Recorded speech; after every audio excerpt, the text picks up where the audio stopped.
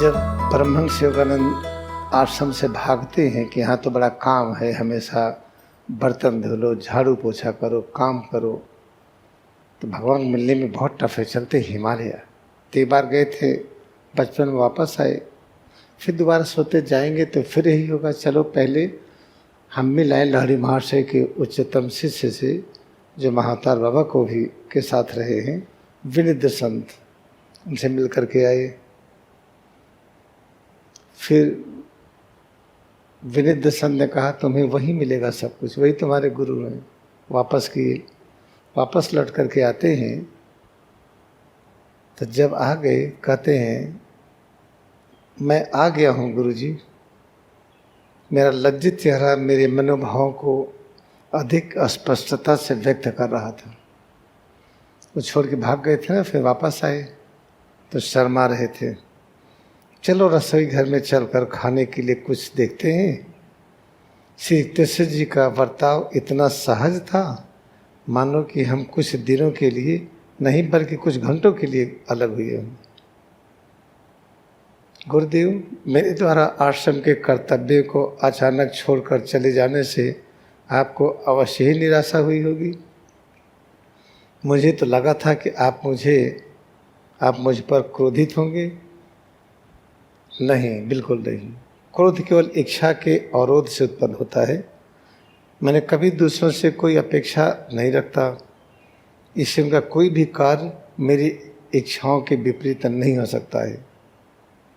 मैं अपने किसी स्वार्थ के लिए तुम्हारा उपयोग कभी नहीं करता। मैं तो केवल तुम्हारे सच्चे सुख में ही सुख है। अब इसमें जानते हैं क्या लिखे हैं आगे, कि जब मैं ऐसा देखा कभी कल्पना नहीं कर सकता था कि हमारे गुरुदेव इतने सरल हैं। हमने कभी कल्पना के परे था। सोचे थे डांट पड़ेगी, क्योंकि डांटते थे। कहीं पहली बार मैंने देखा अपने जीवन में कि कितने सरल हैं, कि बिल्कुल गुस्सा नहीं हुए। इसका मतलब पहले पल पल पर गुस्सा होते थे, तब भाग करके आए और आने के बाद गुस्सा ही नहीं हुए। तो सोचिए, स्वामी तेश्वर की इतनी बड़ी ट्रेनिंग दी है कि छोटी छोटी सी बातों में उनको फटकारते रहे। ध्यान कर रहे तुम बर्तन नहीं धुले, झाड़ू नहीं लगाए, झाड़ू लगा रहे काम कर रहे हैं, तुम ध्यान नहीं करते हो,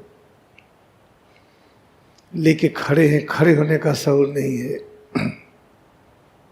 कंबल मोड़ना नहीं आता है, तो कितने को फटकार पड़ी आप कल्पना नहीं कर सकते हैं।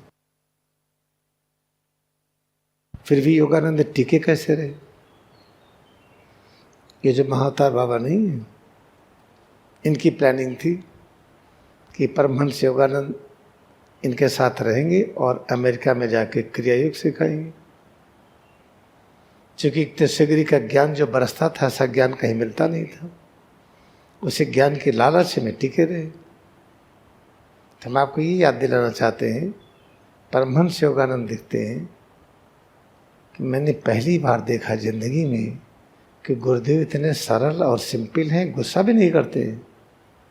इसका मतलब जो गुस्सा करते थे, गुस्सा नहीं था वो। जब आप किसी को स्वीकार करिए तो मान करके चलिए। अगर वो 3 झापड़ 1-1 घंटे पर लगाएगा, कहेंगे भगवान ने मारा है। पहले ऐसे होता था, पता है? जब कोई जाता था शिष्य गुरु के पास तो डांट के भगा देते थे। फिर जाता था तो उसकी पिटाई करके भगाते थे। फिर आता था तो दौड़ा दौड़ा के मारा जाता था। तब भी आता था, तब तो फिट हो। ये करने की आवश्यकता अब नहीं है। अब सब लोग ज्ञानी पैदा हो रहे हैं। वही आएंगे जिनको इस मार्ग पर आना है, बाकी लोग नहीं आएंगे। इसलिए क्रियायोग में प्रचार नहीं किया जाता है। किसी को ज़बरदस्ती बुलाओ, मना है इसमें।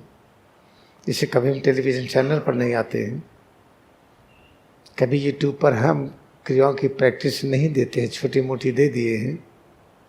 क्योंकि अगर इसको अभ्यास करते हुए आदमी पूरी तरह से एकाग्र नहीं है तो क्रिया की महिमा घटेगी।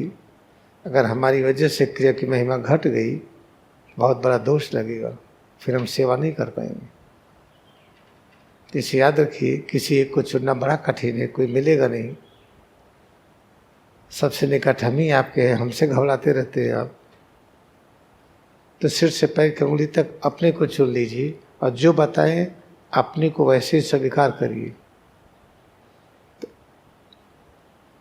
क्या बताते हैं? सिर से पैर की उंगली तक जितने प्रकार की अनुभूतियाँ हैं वही परब्रह्म है, वही राम है, वही कृष्ण है, वही जीसस है, वही निराकार प्रभु है, वही शक्ति है, शांति है, वही ज्ञान है, वही सब कुछ है। हमें कुछ चाहिए नहीं, सब कुछ है हमारे पास।